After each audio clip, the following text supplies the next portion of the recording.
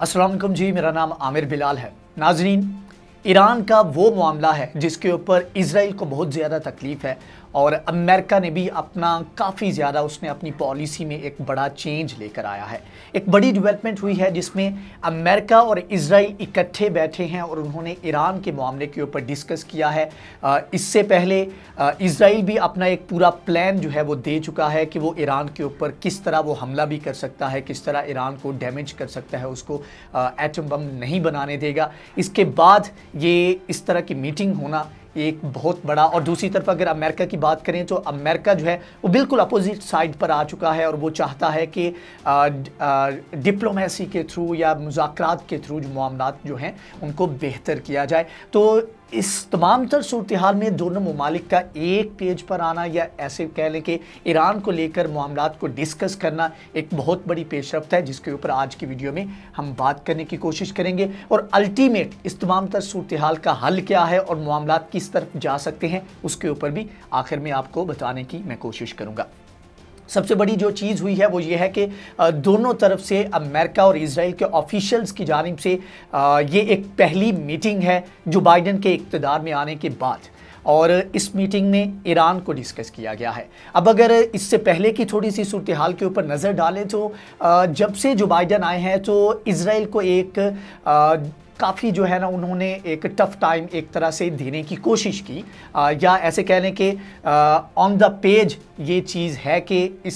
जिस तरह से डोनाल्ड ट्रंप इजराइल को एंटरटेन कर रहे थे उस तरह जो बाइडन ने अभी तक एंटरटेन नहीं किया। और जो भी पॉलिसीज़ थी, जो भी इजराइल की ट्रंप के साथ मिलकर अरब ममालिक के साथ एक बड़ी पीस डील और तमाम तर मामलात चल रहे थे, तो उसको एक बहुत बड़ा झटका और धचका लगा था। तो उस तमाम तर सूरत हाल में अगरचे अमेरिका इजराइल की पॉलिसीज़ के ख़िलाफ़ चल रहा था, लेकिन इस सारी सूरत हाल में नेतन्याहू जो इजराइल के वज़ीर आज़म हैं उनकी जानिब से, उनकी गवर्नमेंट की जानिब से ये फैसला किया गया था कि वो इस तमाम तर सूरत हाल में बराह रास्त अमेरिका के साथ कन्फ्रंट नहीं करेंगे, उसके साथ झगड़ा नहीं करेंगे। हाँ, जो बैकडोर डिप्लोमेसी चैनल्स हैं उनको इस्तेमाल करके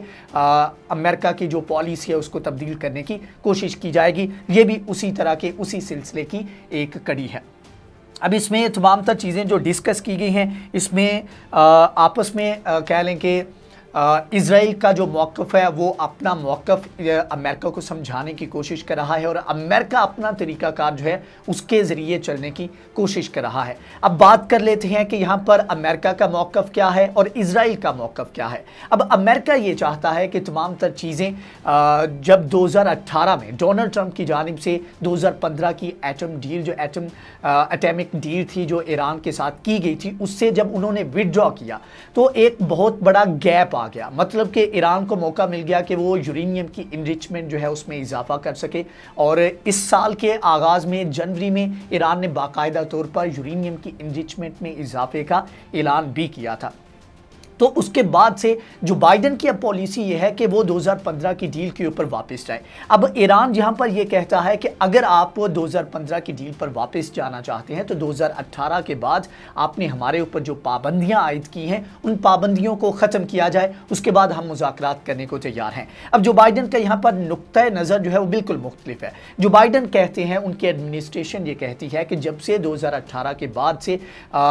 अमेरिका ने विदड्रॉ किया है तो उसके बाद से ईरान ने भी ऐसे किया है कि उसने जो इंस्पेक्शंस की जाती थी, जो वहाँ पर एक चेक एंड बैलेंस रखा हुआ था IAEA की जानिब से, जो इंटरनेशनल एटॉमिक एनर्जी एजेंसी है, तो उसकी जानिब से जो एक चेक एंड बैलेंस था, तो वो काफ़ी चीज़ें जो बाइडन कहते हैं कि अमेरिका की नज़रों से ओझल हो चुकी थी। अब हमारे पास ये रास्ता है कि हम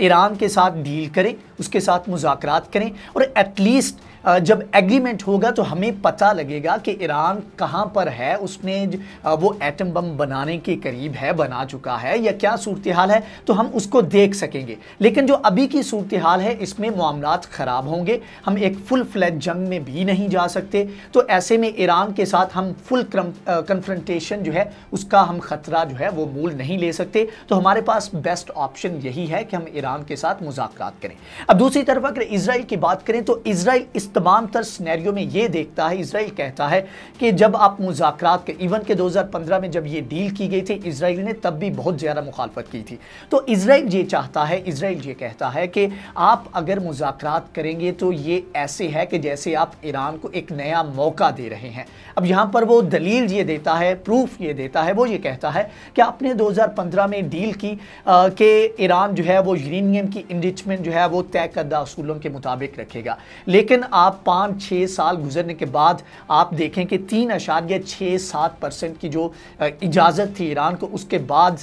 से लेकर अब तक वो तकरीबन 20% के करीब पहुंच चुका है, जो कि एटम बम बनाने के लिए काफ़ी तसव्वुर की जाती है। तो वो कहता है, इजराइल ये कहता है कि हमें ये एग्रीमेंट करने का, ये मुज़ाकरात करने का फ़ायदा नहीं, हमें बराह रास्त मैक्सिमम प्रेशर जो है वो ईरान के ऊपर अप्लाई करना चाहिए।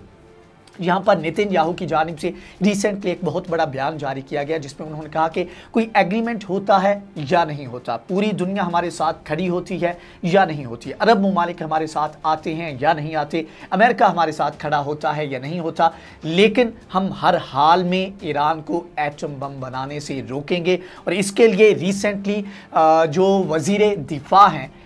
इजराइल के, उनकी जानिब से एक इंटरव्यू दिया गया है जिसमें उनकी जानिब से कहा गया कि हमने अपना प्लान जो है वो तैयार कर लिया है कि अगर ईरान बाज नहीं आता तो हमने ईरान पर कैसे हमला करना है, किन किन जगहों पर हमला करना है। तो इन तमाम चीज़ों के ऊपर हमने एक नई स्ट्रैटेजी जो थी उसके ऊपर हमने अपना होमवर्क जो था वो मुकम्मल कर लिया है और नई स्ट्रैटेजी वो तैयार कर ली है और ईरान को हम हर सूरत में रोकेंगे। अब दूसरी तरफ अगर ईरान की बात की जाए तो ईरान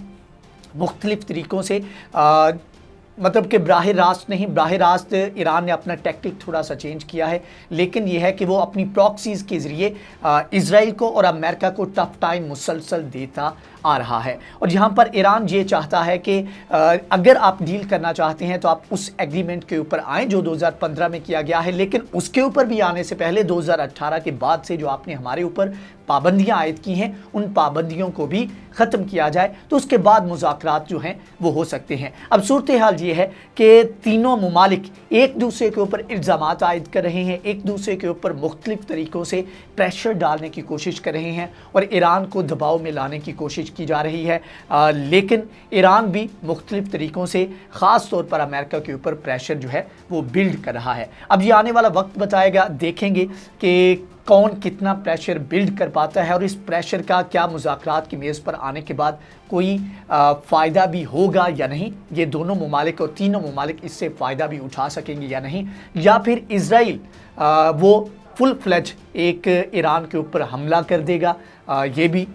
एटलीस्ट अभी तक तो इजराइल की जानिब से यही क्लेम किया जाता है कि अगर ईरान ना रुका तो वो उसके ऊपर हमला कर देगा। तो ये आने वाला वक्त बताएगा। अब देखना यह है कि क्या ये खित्ता एक नई जंग का मुतहम्मल हो सकता है, जबकि साथ में सीरिया और इराक और इसके अलावा जो है इजिप्ट और दीगर ममालिक जो हैं वो ऑलरेडी एक बहुत बड़े सिविल जंग की सी कैफियत में, एक बहुत बड़े क्राइसिस में मौजूद हैं इन तमाम तर जंगों की वजह से। तो ये आने वाला वक्त बताएगा जिसके बारे में हम आपको अपडेट करते रहेंगे। अगर ये वीडियो आपको पसंद आई है तो इसको लाइक करें, शेयर करें, हमारे चैनल को सब्सक्राइब करें। नेक्स्ट वीडियो में हाजिर होंगे, तब तक के लिए अल्लाह हाफ़िज़।